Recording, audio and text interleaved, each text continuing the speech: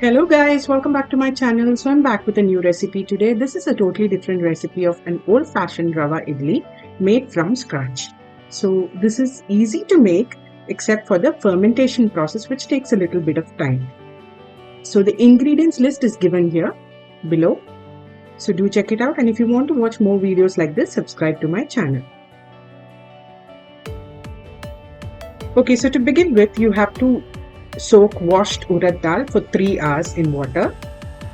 Then we take a damp cloth, add the rava to it, and we're going to steam this for 10 minutes in a idli cooker.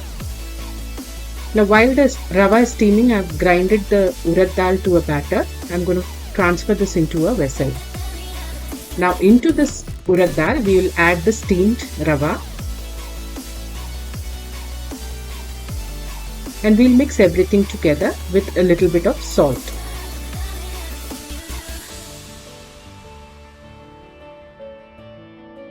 So I'm going to mix it nicely so that everything comes together.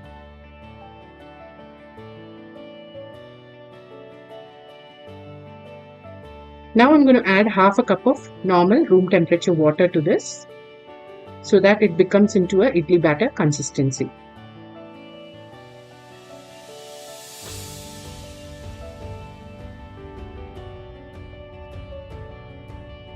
So mix well and bring everything together.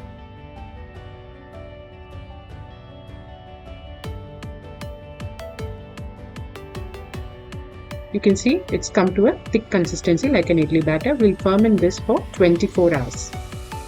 So after 24 hours, our batter has risen nicely. So now it's time to give it one more mix. So I'm going to just mix it nicely. You can see it's become nice and fluffy. So mix everything together and our idli batter is ready. Now I've taken idli plate. I've greased it with some oil. I'm going to pour the batter into the mold.